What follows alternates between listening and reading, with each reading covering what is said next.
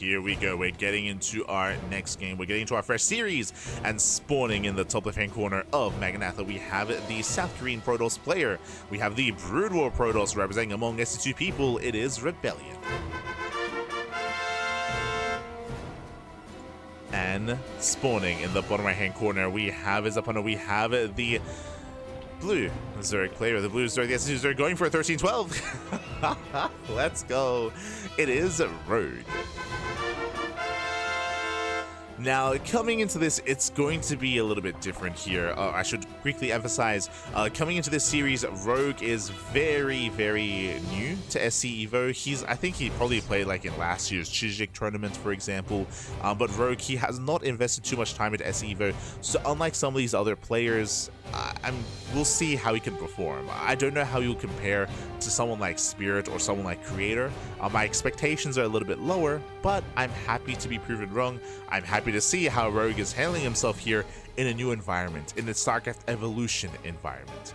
First up though, he's up against ReBellioN. ReBellioN, who's very well versed, but I would say that Rogue may be coming in as the favorite player here, but he gets fully scouted. He gets completely scouted. The 13-12 has been spotted. ReBellioN back at home, he should respond, he should delay his Nexus, and he should throw down an extra setup here. Cybercore, Gateway, Shield Battery, Wall Up, Zelda's on the way. It may even be wise to pull a couple of probes here just to make sure the Zelda doesn't get surrounded. Just have like 2 extra probes. Going for the cannon response. Okay. So forge into cannons. Now, the reason why this is often seen in SE2 and in Brood War is because this early on, as the Protoss player, you have very limited production. Your production is very limited, so how do you defend with a handful of gateway units but with static defense? Shield batteries and cannons can go a long way. They can go a long way. ReBellioN, are we expanding? No shot. Okay. I was like, what's going on? And here we go. We do have the initial setup. Lings, they poke in. ReBellioN does opt to expand. Behind this, the probe does confirm no additional Lings. And the probe confirms the expansion. Nice rescout here from ReBellioN. Basically, he confirms that there's no follow-up all-in, that Rogue, he isn't staying in gas and going for a Bane bust, he isn't link flooding behind this. It is an aggressive start, that is true, but Rogue is expanding and droning. Ooh, the Gateway. Yeah, the Gateway taking a lot of damage, and the Gateway is going to go down. So will the Zealot, not bad. Zealot falls as well. From here, ReBellioN will defend, and the game will continue. Oh, ooh, the Lings take it in. Nicely done. Rogue busts into the main base. He shouldn't get too much done here as long as the ReBellioN can control well. So far, so good. Probes pull away.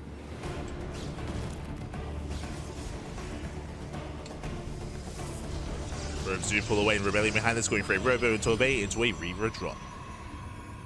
So Reaver drop follow-up here out of ReBellioN. Meanwhile, I should also emphasize, I remember saying this actually for Kira's matches, and I think even for Gumiho's matches as well. But if you're out there, if you happen to have watched their matches in the round of 28, I would love to know how Rogue handled himself, because I remember going over the Wikipedia page, and I think Rogue did win some games with Brood War Zerg, but I don't know if he was hyper-aggressive. Like, even here, he pulls back into gas. He's on 2 bases, he pulls back into gas, he's rushing into a lair. I would imagine that Rogue is going to be similar to Dark and be hyper-aggressive and avoid the late game and avoid even the mid game as often as he can. So he's rushing into a fast lair. With this, we can go into 2-base Muta. Yep, 4 gases are on the way. This is very tech-heavy. This could be 2-base Muta. It could be 2-base Swarm Host. It could be 2-base Hydra Lurker. There are options here, but we're leaning more towards Muta play. Show us the Spire. There it is. Spire is on the way. So 2-base Muta out of Rogue. ReBellioN so far is in the dark. Now, we spoke about this previously, but scouting it can be difficult here for Brood War Protoss. At least, I say difficult, it is more difficult compared to SE2 Protoss. There's no Sentry, there's no Hallucination Scout. But this is also why this opener is so common and so popular, because, hey, if you open up with a Reaver drop, you can deal damage across the map with your Reavers, but also you can scout with the shuttle. So this is almost, I would say this is quite similar to, say, Widowmine drop openers in TVP, where the Terran player, the Widowmines aren't really meant to get damage done, it's just a way to scout. And also get damage. So the shuttle is moving out. We'll see if ReBellioN will take note of all the gases. Again, this early on in the game, there should not be this much gas. So seeing the gas geysers would be a tell. Ooh, force one load early. Shuttle speed is done. Dives in. Shot's going off on Zerglings. Doesn't check the gases yet. Yeah, now does confirm. May abandon his units though. Yeah, the Reaver taking a lot of damage and barely is going to be saved. Oh no! The Shuttle gets away. Shuttle gets away and a very nice scout gets behind the main base. Does confirm the Mutas is aware of the Spire. But is this too late? Oh no! Shot's going up. Ooh, nice connection. 5 drone kills. Gets another shot. Oh no! He stacks! Oh, he does stack up. Splits towards the end. 10 drone kills. Nice damage here from the Reaver as the Shuttle gets away at least. And we're responding with Stargates. We have 2 Stargates on the way. Cannons are being thrown down in the main base. Cannons at the natural. But again, was the scout too late? Because Mutas, they're already here. The Mutas, they've already here. They already hit the field. Is it too late? Cannons, it looks like they may finish in time. Ro gets into the main. Cannons, they need a couple more seconds. There you go, cannons are done. Oh, the first cannon is going to go down. Gets 2, 3 probe kills. Oof. And he's going to keep going. Yeah, he's going to keep going. He's going for the cannons. Gets punished. We'll lose 1, we'll lose 2 Mutas. Nice target firing. Oh, as there was a bit of a pause. Hopefully everything's okay. There was a pause. 2 Mutas go down. And from here, ReBellioN is going into Mass Corsair.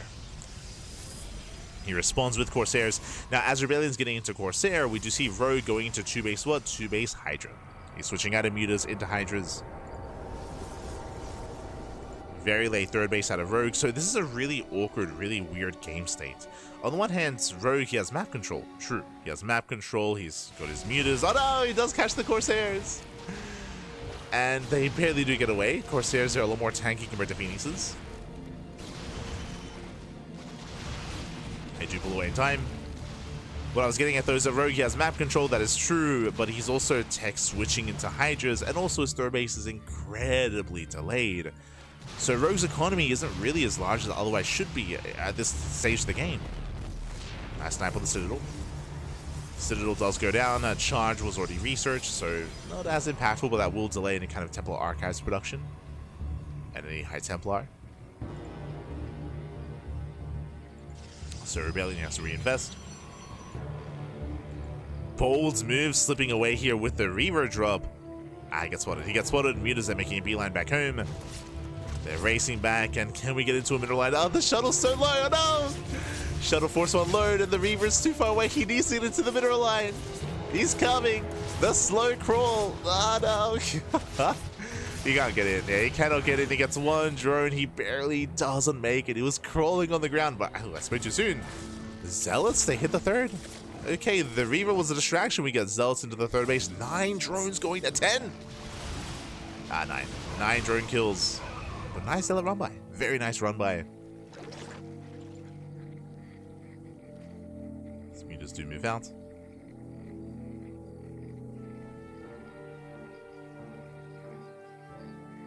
Too thick to fit. It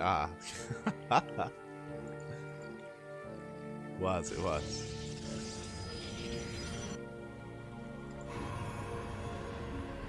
As ReBellioN, he is now eventually working towards High Templar. It was delayed because of the Citadel going down. Fleet beacons on the way. Corsairs trying to hunt down the Mutas. Mutas, they do bypass. We could try to force the Mutas to respond as we are now trying to hunt down Overlords, but there are Hydras to defend. Yeah, the Hydras are in position. Mutas, oof, they hit the 3rd. Corsairs, they respond. Trying to race back home. Oh, that is a cancel though. Brutal pickoff.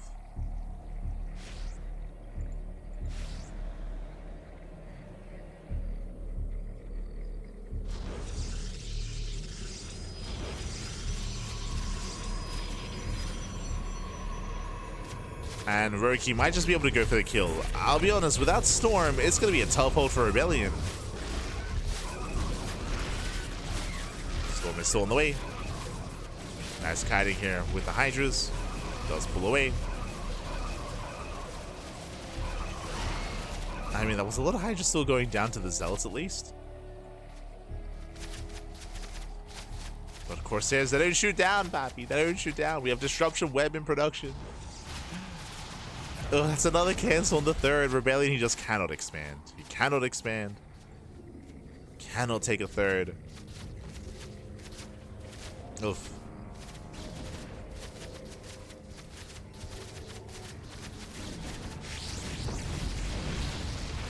Use their dive into the main. They do get punished. But the real issue here are the Hydras. Now, Storm is done. Storm is done, and Storm is good, but is it that good? Oh, destroy. You can see Rogue. He was like, ah. For a moment there, he thought that was a Storm. It's all good. It's all good. He does start to step in. Speaking of, well, Storm isn't ready. GG gets called, and Rogue, he does take game number 1. GG. GG, well played. It does take a lead. And again, Rogue, he is more favored here with StarCraft 2. It is what he's going to be, I would imagine, relying upon here to claim the series. But now ReBellioN has the opportunity to try to force him into Brood War Zerg instead. When it came to the game itself, it was very chaotic. Remember, it started with a 13-12, 13-12 into 2-base Muta, into 3-base Hydra. There was a lot of tech switches, a lot of twists, a lot of turns.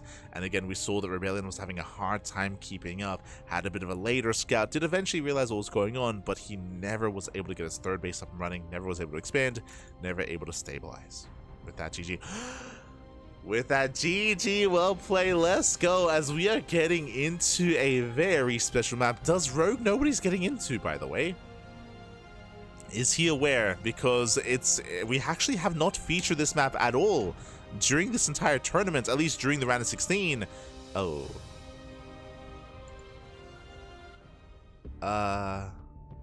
That's a little bit unfortunate.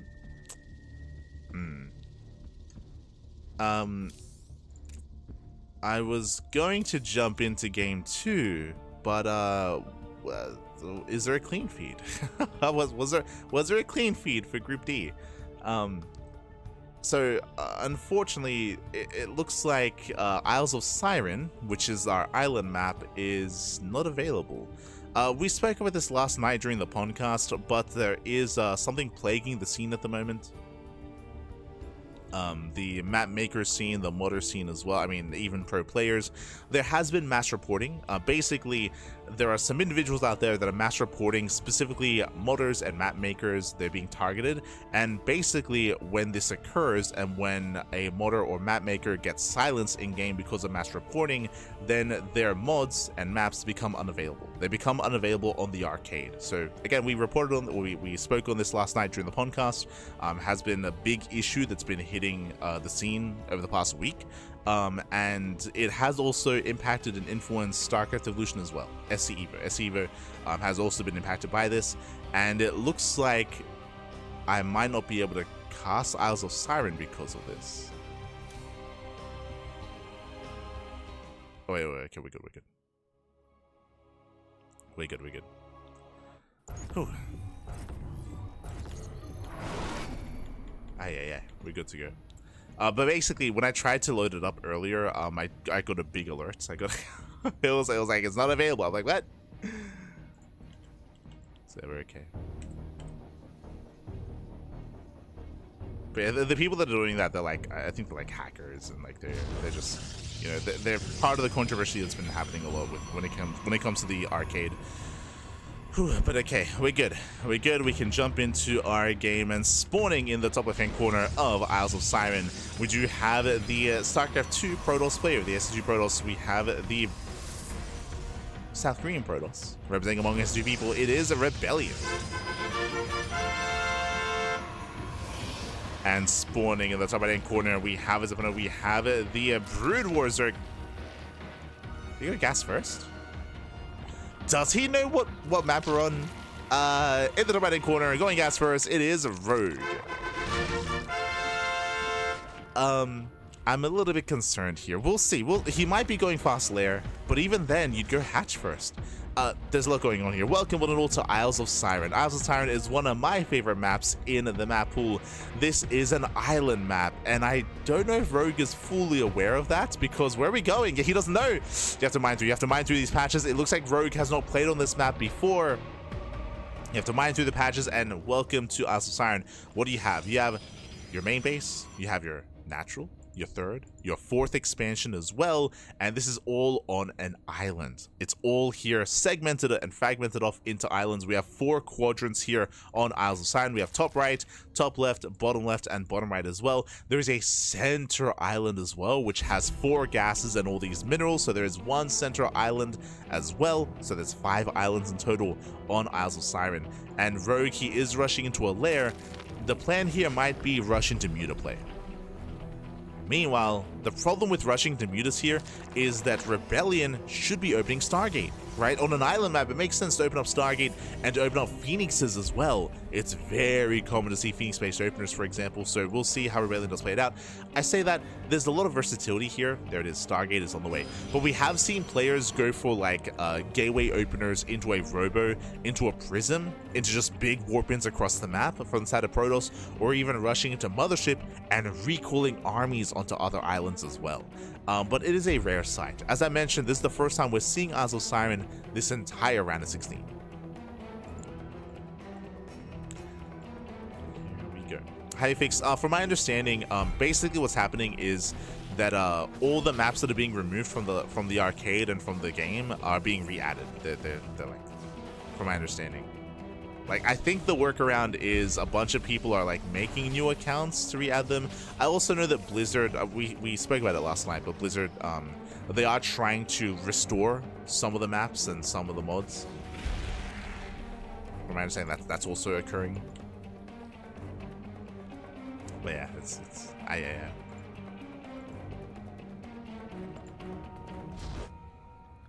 As we have the Spire on the way, ReBellioN behind this, going for a faster third base. Does open up Oracle. ReBellioN still is unaware as to where his opponent is. Likewise, Rogue has found ReBellioN. Oracle moves out. Oracle into Phoenixes. And Rogue, how much gas is he going to have? How many mutas can he make? Oracle does scout the gases. Ooh, nothing to defend. No spores. Yeah, no spores in position. Drones are going to be going down, and there's no anti-air. Yeah, no spores whatsoever. Aye. Yeah, no spore colonies. 5 drone kills already. The Oracle just going ham. And does confirm the Mutaplay. Oh, we're still not done. Yeah, 7 drone kills. Aye. We spoke about this, but again, Rogue, he is less familiar with a Brood War Zerg, and because of that, we're expecting him to be a little bit more rough around the edges.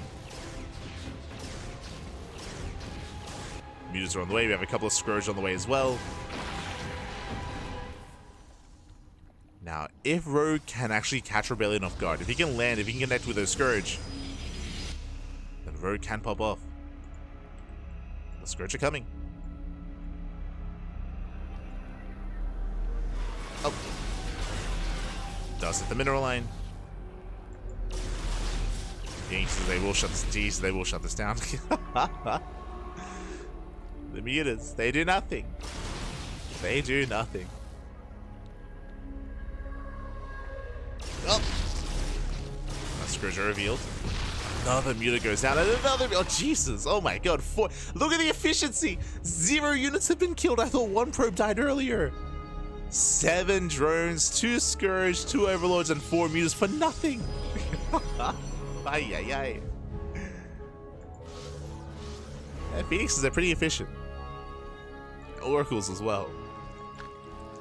Now, this one Oracle may go down here as it's in enemy territory and the Scourge do respond, so this Oracle should fall. So finally, Rogue is going to get 1 kill. He's going to get 1 kill back. Oh God, but at what cost? 7 more drone kills. Here come the Scourge. Wait, does the Oracle outpace the Scourge? No shot. Never mind. The Oracle survives. I wasn't sure about that, but yeah. Oracle's just chilling. It's fine. Don't worry about it. Also, still no spores, by the way. Still no spore colonies. Again, Rogue, he is very heavily reliant. I mean, at this point, it's too late. At this point, it's critical damage. He's lost 14 drones. That's a full mineral line. At this point, unless ReBellioN makes a mistake, like he should not lose this game. Oh, the Scourge. Okay. 1, 2 of them connect. GG. 2 Scourge Crazy Army. Did ReBellioN lose anything? He lost 0 units. Oh god. A perfect game out of ReBellioN. Didn't even have Phoenix range. 0 units lost, and ReBellioN does tie things up. We're going to the ace match. GG. How many perfect games like that do we ever get? That's crazy. GG, well played.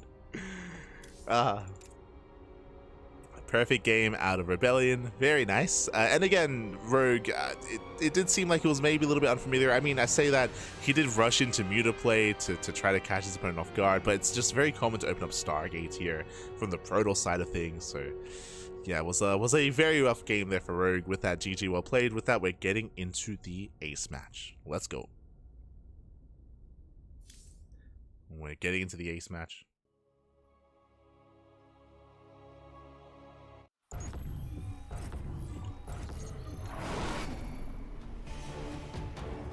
And spawning in the top left-hand corner of Vermeer, we have the Brood War Protoss player. No surprises here, but we have the Brood War Protoss. We have the South Green Protoss. For among SSU people, it is ReBellioN. And spawning in the top right-hand corner, we have his opponent. We have the SC2 Zerg player. Finally, he's going to be able to get comfortable here. We have the South Green Zerg for Team Falcons. It is Rogue. Here we go. We have our PVZ, and again, we did it. Oh, as we're going for a cannon rush. Okay, he finds him. ReBellioN, he does find Rogue immediately. Rogue was either going to be top right or bottom right. But nice scout here from ReBellioN. Again, there's a 4-player spawn map. Rogue, he does open up gas first once again. Gas first opener. So a cannon rush like this is not going to be as effective because there's nothing to cannon rush. There's no hatchery. Oh. So I actually really like the opener of ReBellioN. Unfortunately, Rogue, he's not known for greed. He's not known for being greedy. We can still attempt to cannon rush the natural, but Ling and Queen production is going to be faster than normal because of the earlier spawning pool. Alright, let's go. He's going for it. I'm not too convinced, but we'll see what ReBellioN can get done. I mean, he has to, right? Like, he already opened up Forge. Boys are being pulled. Pylon is cancelled. Oh, boy. And Rogue, he's going to have a lot of freedom here in the early game. Once he realizes what's been happening, I mean, the Overlord will soon scout, will soon confirm it's like a Forge fast expand sort of esque build. Rogue, he can just take a faster third base, he can drone up, but he's staying in gas. Ooh, he's staying in gas. This is indicative of a couple of things. This could be a fast Roach run into a Roach rush. This could be for a fast Lair, to rush into Lair, to rush into Mutas again. I'm leaning more towards Lair play, but we'll see. We'll see what the gas is going to be spent on. As Rogue does confirm the wall. Yep, fast Lair. Fast Lair, it feels like Mutas. Technically, this could be, again, 2-base Swarm Host. It could be 2-base Hydra Lurker. There are options, but a fun fact, every game in this series, we've seen 2-base Muta. True, we saw it in Game 1, we saw it in Game 2. We're seeing it here in Game 3, most likely. I think Rogue thinks the same about this map as Scarlet's. I mean, it's a best of 3. Rogue, he led it through the veto process. Like, I don't think he was fully aware of what he was getting into on Isles of Siren.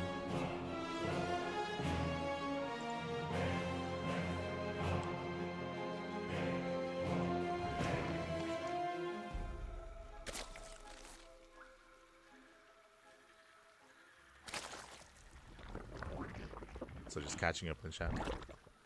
Feels like Island maps would favor Terrans since they have Medivacs is natural. Them having Medivacs is natural. Yeah, I mean, there's a lot of different ways to play it out. Like, we have seen a lot of Zerg players open up Hydra and go into mass drop play and go into Nidus play as well. Like, there are ways to play it out for sure. For each race. But I will say as well that island maps are not the most balanced. You're correct in saying that like some races are more favored than others, in regards to island maps. But it's a lot of fun nonetheless. As we have a second Stargate, so double Stargate opener out of ReBellioN. ReBellioN, he didn't really scout the follow-up, but because every game so far we have seen 2-base Muta, this is a good read. It's a good reaction and a good response to how this series has been playing out. We're opening up not Corsair, we're opening up Scout. Interesting. But again, this is, I would imagine, just because of how the series has played out so far. Overseer does confirm.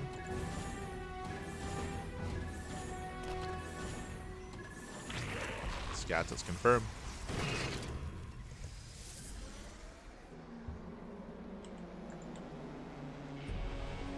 Mutas are still on the way. Scouts are moving out. Scouts, their anti-air is okay. It's decent.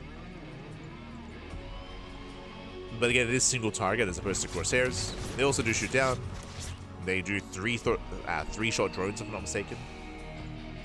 I believe it's still 3 shots.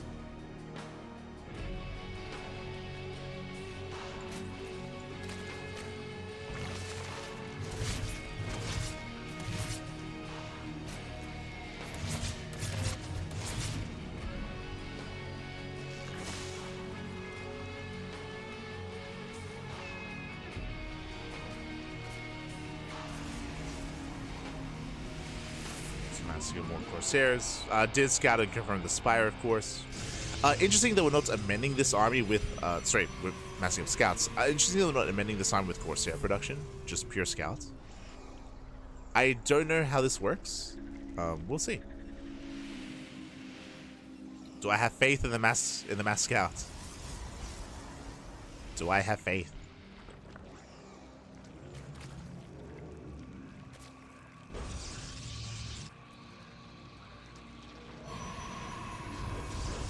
Meanwhile, you can see that Rogue is kind of blindly spreading and getting ready for Corsair to make sure he doesn't get cold clubbed. Doesn't want to get caught out. Fleet Peak is now done. We're getting into I was in Corsair speed, into Scout speed. Unfamiliar with what that upgrade is actually called. We'll find out together. I don't think I've actually seen this upgrade before. Maybe back in the day at the start of the year when we had the SE Evo weekly, which had like the bonus for scouts. Maybe we saw scout speed then. That might have been the only time. There's some very niche upgrades out there.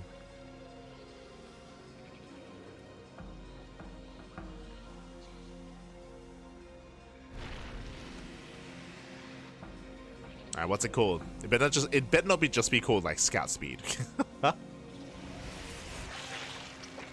Gravitic thrusters. Wait. What's the name of shuttle speed? Is that also not like gravitic thrusters? Am I crazy? Was that like graviton thrusters? Regardless. Scouts are moving out. Yeah, they encounter the mutas. Mutas, they get on top of the scouts though. Yeah, they're close distance. And I believe mutas, they can and they will win this fight. Yeah, they get on top of the scouts. That's 1, 2, 3, 4. All the scouts are going down. Yeah, they cannot kite out of this. They cannot kite out. Every scout is going to go down. And yeah, I did not have faith in the mass scout. And oh boy. ReBellion's like, wow, I guess Corsairs are just superior in every way. It's like, kind of. Jesus. As every scout goes down, GG gets called, and Rogue, he will claim the series 2-1, advancing on to the winners match. GG. Gravitic Drive. Ah, there it is. There it is. Gravitic Drive. Yeah, GG, well played. I was definitely had some curiosity when it came to the dynamic of Scout versus Muta. Scout is known for its anti-air for the most part, true, but as we saw, we wasn't able to quite kite. Muta's able to close the distance, able to get on top of the Scouts, and the Scouts, they just got completely shut down. There were plenty of Mutas left over. GG, well played. It was an interesting response for sure. Interesting. I wonder if ReBellioN knows that there's no scout bonus going on right now. I was straying away from the mass Corsair. It doesn't work out quite well. GG, well played. Congratulations to Rogue, as Rogue does advance on into the winners match, and that is going to be our next series. Up next, we do have another PvZ. It's going to be Rogue versus Creator facing off. Now Rogue, he went 2-base Muta every game. I'm curious if that trend continues. Is he just going to go 2-base Muta every single game in this tournament? Once again, I did not get to see Rogue in the round of 28, so I would love to know. I'd love to know how he played that that group and how he played in the earlier rounds. Here at least he is doing more of the same, at least every game so far. I'm curious to see if that trend continues against Creator. I do rate Creator higher than ReBellioN, but at the same time I also know the Creator, he still has some inexperience when it comes to Brutal Protoss. We saw that earlier when it came to not researching the carrier capacity upgrade, and maybe even not knowing about that upgrade as well against Spirit. We'll see. We shall see how he handles himself. I'm ready as we're getting into our winners match.